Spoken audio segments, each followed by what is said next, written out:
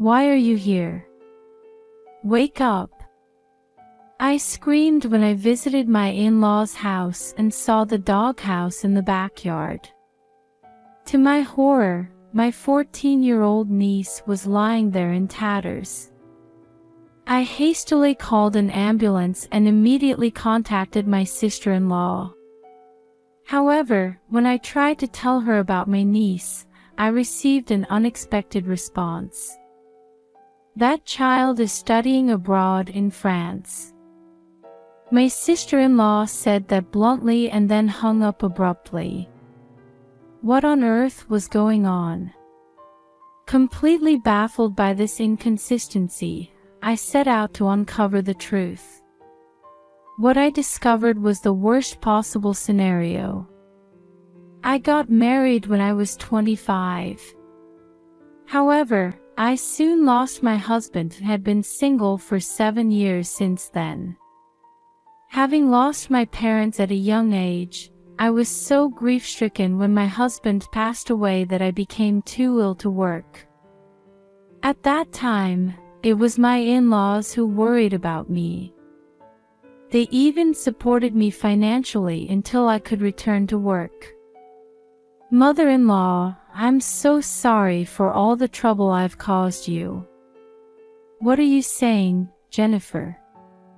You're like a daughter to me. Here's a spare key to our house. Come anytime you like. My mother-in-law smiled kindly and gently held my hand. I vowed to always be there for my in-laws if anything happened to them. I hugged her, tears streaming down my face, and made this promise in my heart. While my relationship with my in-laws was good, my brother-in-law Austin and sister-in-law Nancy were always harsh towards me. Even when I was invited to my niece Olivia's birthday party and sat at the table with them, Austin would sneer about how I had lost my husband before I could have children, and Nancy would loudly make snide remarks like, "We have Olivia, but you can enjoy being a single lady. Don't forget the debt you owe our mother for supporting you financially," Austin would say. Of course, I can never thank her enough. Well, you should show that gratitude through actions.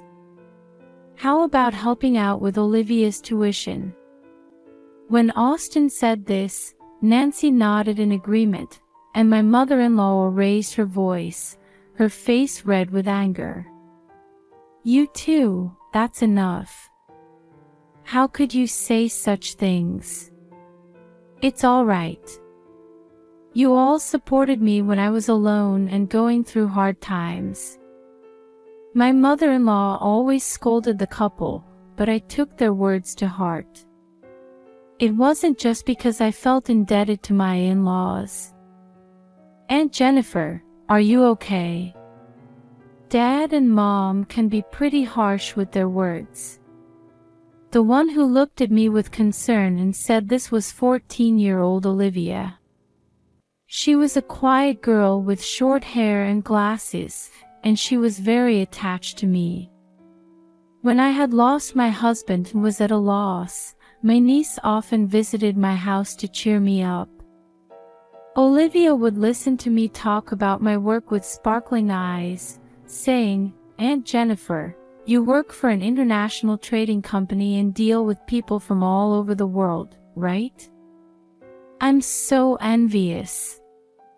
Come to think of it, my job was my reason for living. As I spent time with my niece, I remembered that my husband had also supported my career, and I gradually regained my passion for work. It's no exaggeration to say that I was able to return to work thanks to her. Olivia, you've helped me so much too. I gently poked her soft cheek, and Olivia laughed and poked my cheek back. When I heard that she was aiming to enter a high school with a study abroad program, I couldn't help but want to do something for her. And because I felt indebted to my in-laws for their financial support in the past, I secretly gave money to Austin and Nancy for her tuition fees, as they had asked. I thought it would be for my niece's benefit. At that time, it all started a year ago when my kind father-in-law passed away. I'm worried about leaving Mom alone. Austin, who lived nearby, suddenly said and proposed living together at the in-laws' house. Even Nancy, who usually didn't try to interact with my mother-in-law, eagerly invited her, so my mother-in-law ended up living with Austin's family. However, once they started living together, Austin and Nancy began going out on weekdays and weekends, leaving Olivia behind. Sometimes, I was even called to the in-laws' house by Nancy to help out. One day, I received a sudden phone call from Austin. Mom's been admitted to the hospital for tests. It's your fault for always relying on her that she's gotten sick. You pushed her too hard. The next day, I was informed again that a serious internal disease had been discovered in my mother-in-law, and she couldn't be discharged. I was worried about her condition. Please let me visit her, I pleaded. What are you talking about? Even a slight cold could be life-threatening for her. You don't need to come. Stay away. When he said this, I suddenly realized my mistake. I had selfishly insisted on seeing her without considering my mother-in-law's feelings. I was ashamed of my thoughtlessness. Is there anything I can do to help? I asked. Well, I suppose we could accept some money for her care. You owe Mom, don't you? I immediately went to Austin and Nancy's house to deliver $3,000. I had heard it would be a long-term hospitalization, so I was sure my mother-in-law would have many expenses. Nancy came out of the entrance, quickly checked the amount after taking the money from me, and looked me up and down, saying, "Is this all? You're so ungrateful." However, she quickly said, "Well, I guess it'll do. Here, look at this," and thrust her smartphone screen at me. Mother-in-law. Ah, she looks better than I expected. That's a relief. The photo showed my mother-in-law sitting on a bed in what appeared to be a hospital room. Contrary to my expectations of seeing her covered in tubes, she was relaxed in her room wear.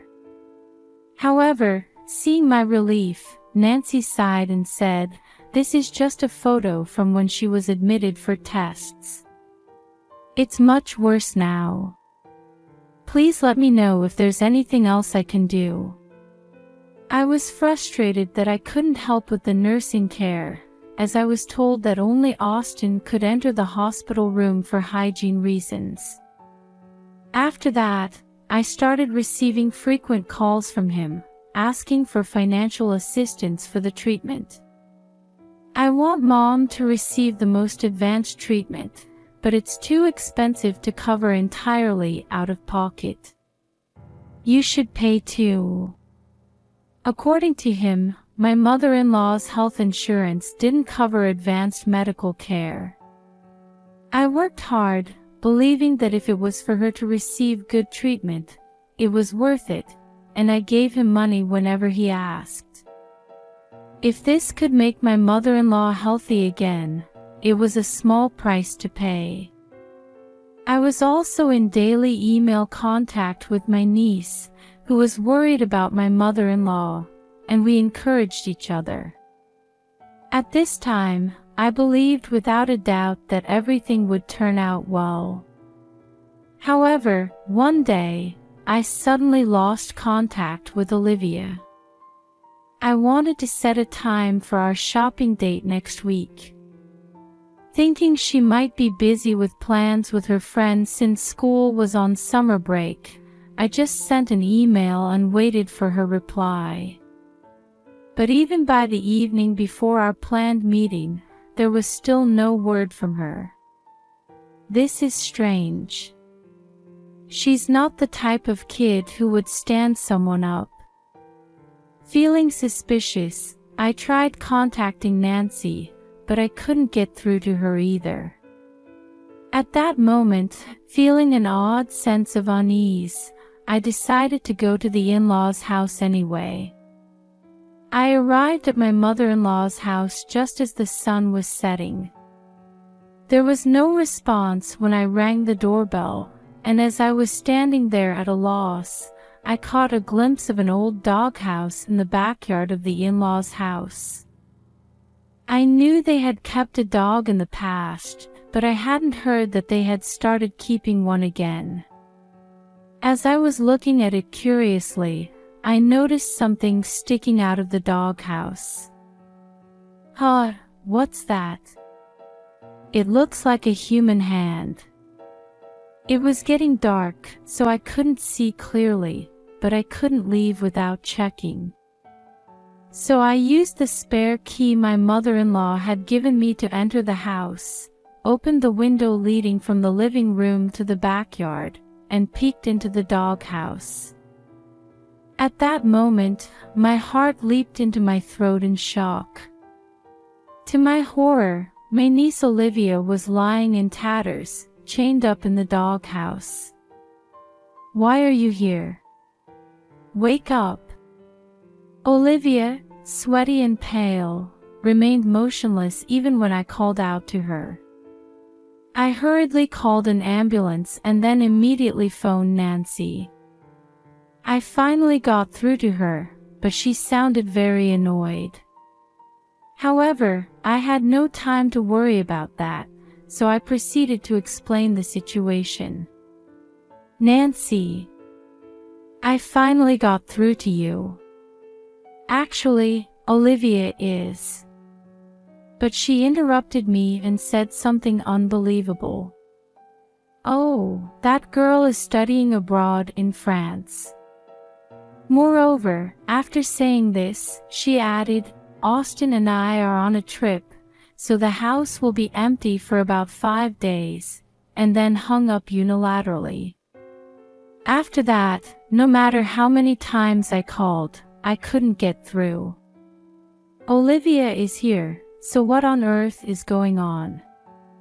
Surprised by this unexpected response, I got into the ambulance that had arrived and headed to the hospital with Olivia. After that, thanks to the doctor's desperate treatment, Olivia recovered enough to speak. And from her mouth, the heinous acts of Austin and Nancy were revealed. I guess it's because that was discovered. Olivia said in a small, hoarse voice, tears welling up in her eyes. Seeing her emaciated and grief-stricken, I felt a hot anger well up in my chest, and I decided to seek revenge. While Olivia was in the hospital, I went around investigating. And I came to know even more shocking truths. What they've done. I called in a powerful ally and waited for Austin and Nancy to return. And 5 days after discovering my niece, I greeted them at the in-laws' house when they returned from their trip. "Welcome back. Did you enjoy your trip? You? What are you doing in our house without permission?" The two were furious, throwing their suitcases down in the entrance, and forcibly made me sit on the sofa in the living room. It was as if they were worried about me seeing something. I was surprised to see a doghouse when I came here after so long. Ignoring Nancy, who was making a fuss about trespassing, I smiled at Austin's face. And when I tried to look towards the backyard, he quickly stood in my line of sight, blocking my view. I was thinking of getting a dog as a surprise present for Olivia when she returns from France. Oh my, even though your mother's medical bills are so high. You really care about Olivia, don't you? I clapped exaggeratedly and pretended to be impressed. Austin looked uncomfortable, perhaps because he had been asking me for medical expenses, and Nancy replied with a cold sweat, "Of course, she's our precious daughter." "Ah, then I'll help by washing the doghouse since it's dirty." I smiled and got up from the sofa, dodging Austin and Nancy who were rushing to catch me, and headed towards the backyard. "Hey, don't walk around the property as you please." I ignored his voice and put on the slippers at the back door to go outside. When I peered into the doghouse, Austin clicked his tongue, and Nancy turned pale. There's an explanation for this. Austin, who had chased after me barefoot, tried to make excuses about Olivia being chained to the doghouse, but the doghouse was empty. "What's going on?" "There's no one here." Nancy also rushed over, and the two fell into great confusion. Oh my, was someone supposed to be in there? Like, Olivia chained up, perhaps. I glared at Austin and Nancy while lightly tapping the roof of the doghouse. The two of them flinched at the mention of Olivia's name and fell silent. At this point, I told them that I had discovered my niece 5 days ago and had already rescued her. Olivia had severe heatstroke. The doctor at the hospital said that if she had been left for one more day, she might not have been in this world anymore. I recalled Olivia, who had been having nightmares repeatedly during her hospital stay. She would always wake up at the point where she was scratching her neck in agony, unable to bear the thirst. The experience of being abandoned in the doghouse in midsummer left deep scars on her heart. Olivia can't even sleep alone at night, afraid that she might not wake up. I had been gently embracing her every time she cried and told me this. We would never do such a thing to our daughter. It must have been a burglar or something. Austin brazenly pretended not to know, completely oblivious to Olivia's suffering. That's right. We love our daughter. Nancy also made a big fuss, spitting as she spoke. It's useless to pretend. Olivia went through that because she found out about your terrible secret, right? I pointed at the two of them as if indicating the real culprits and shouted in an even louder voice. However, they looked at each other and started laughing sheepishly. Ha, have you been watching too many suspense dramas? Austin shrugged with a grin. At that moment, a voice suddenly came from the living room. Don't stay in the hot garden, come inside and talk. Austin and Nancy turned around at lightning speed. Mom. There stood my mother-in-law, with her hands on her hips. I've returned from the nursing home. At the word nursing, emphasized in my mother-in-law's voice, Austin looked down with a guilty expression. Yes, this was the secret that my niece had discovered. The story about being hospitalized for an illness was a lie. You forcibly put your healthy mother in a nursing home. When I shouted out the truth I had uncovered, the couple held their heads in their hands. You've done something terrible to Olivia. You too, come here and sit properly. My mother-in-law, with a vein popping on her temple, pointed at the hard wooden floor. I pushed Austin and Nancy, who were standing stunned in the backyard, into the house. I sat down on the sofa with my mother-in-law and looked down at the two sitting on the floor. In fact, 7 nights ago, Olivia had found a letter left carelessly in the living room. It was from my mother-in-law, and the name of the nursing home was written on it. The letter, in my mother-in-law's handwriting, said, "I'm full of energy. I wonder when I can come home."